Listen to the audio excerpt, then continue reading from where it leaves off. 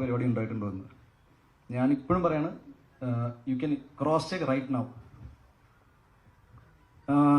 ഒരു കാര്യം കൂടി, എനിക്ക് നിങ്ങളുടെ വളരെ സാർ, നിങ്ങൾ ഒരു പോലീസ് സ്റ്റേഷനിൽ വിളിച്ചിട്ട് ഒരു ഫോൺ കോളൊക്കെ ഹൈദർ സാർ നിങ്ങളൊരു പോലീസ് സ്റ്റേഷനിൽ വിളിച്ചു, ഒരു പോലീസ് ഓഫീസറിൻ്റെ വോയിസൊക്കെ പുറത്തു വിട്ടു. അങ്ങനെ പുറത്തു വിടാൻ പറ്റുമോയെന്ന് എനിക്കറിയില്ല. പക്ഷെ ഇന്ന് എനിക്ക് ബെയിൽ പോലും എടുക്കേണ്ട ആവശ്യം ഉണ്ടായിരുന്നില്ല ഈ കേസിൽ. അതെന്തുകൊണ്ടെന്ന് വെച്ചാൽ ആ വീഡിയോയിൽ എല്ലാവരും പലതും കണ്ടു കാണും.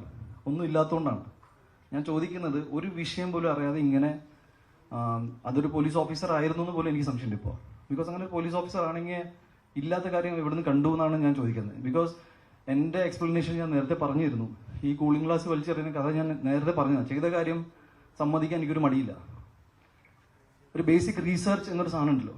ദാറ്റ് ഈസ്, നിങ്ങൾ ഒരു വ്യക്തിനെ ഇങ്ങനെ പബ്ലിക്കലി കില്ല് ചെയ്യുന്ന രീതിയിൽ എനിക്ക് മനസ്സിലായില്ല. ബിക്കോസ് എനിക്ക് നിങ്ങളിൽ നിന്ന് ചില പ്രതീക്ഷകളുണ്ടായിരുന്നു. എന്തുകൊണ്ടെന്ന് വെച്ചാൽ ഈ പുള്ളി ഫെഫ്കയിൽ മെമ്പർ പോലും അല്ല.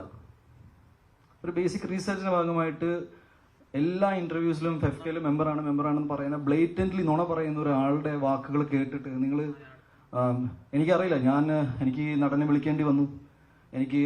ഞാൻ എൻ്റെ ലൈഫിൽ എക്സ്പ്ലനേഷൻ കൊടുക്കാത്ത ആളാണ്. ഞാനിപ്പോൾ വന്നത് എന്താണെന്ന് വെച്ചാൽ ഈ 2 ദിവസത്തിൽ ഈ പറയുന്ന ആൾക്കാർ എല്ലാവരും വന്നിട്ട് ഇതിൻ്റെ സത്യാവസ്ഥകൾ പറയും, എന്നെ ഇതിൽ നിന്ന് പുറത്താക്കുമെന്ന് ഞാൻ വിശ്വസിച്ചു. ബിക്കോസ് ഇവരെല്ലാവരും എൻ്റെ ഒരു പോയിന്റിൽ വളരെയധികം അടുത്തുള്ള ഫ്രണ്ട്സ് ആയിരുന്നു.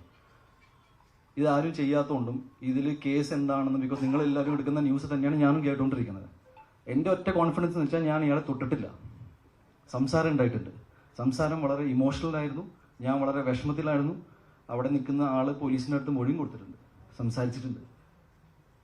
ഞാൻ പറഞ്ഞു വന്നത്, ഇങ്ങനെ ഒരാളെ ജസ്റ്റ് മേ ബി നിങ്ങളുടെ കൂട്ടത്തിൽ നിന്നൊരു ആളായതുകൊണ്ടും PR ചെയ്യുന്ന ഒരു ആൾ, നിങ്ങളെല്ലാവരും PR ഏജൻസീസും റിപ്പോർട്ടിങ്ങും എല്ലാം ചെയ്യുന്ന ഒരാളായതുകൊണ്ടാണോ ഇങ്ങനെ ഞാൻ ഉണ്ണിമുകുന്ദൻ ഇങ്ങനെ ഒരു വ്യക്തിയാണ്. ഞാൻ ഉണ്ണിമുകുന്ദനെ കുറിച്ച് കുറച്ച് കാര്യങ്ങൾ പുള്ളി ചൂണ്ടിക്കാണിച്ച ചില കാര്യങ്ങൾ ഞാൻ പറഞ്ഞുതരാം.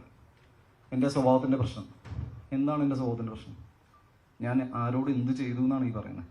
എൻ്റെ വ്യക്തി ജീവിതത്തിൽ ഉണ്ടായ എല്ലാവർക്കും, സാധാരണ ഒരു മനുഷ്യൻ്റെ ജീവിതത്തിൽ ഉണ്ടാകുന്ന പ്രശ്നങ്ങൾ എനിക്ക് വേറെ രീതിയിൽ വന്നു. ഞാനത് ഫേസ് ചെയ്തു. ഞാൻ കേരളത്തിൽ നിന്ന് തന്നെ, നിങ്ങൾ പറയുന്ന സമയത്ത് ഞാൻ കോടതിയിലും പോയിട്ടുണ്ട്, മീഡിയയുടെ മുന്നിൽ വന്നിട്ടുണ്ട്. ഓരോ ചോദ്യം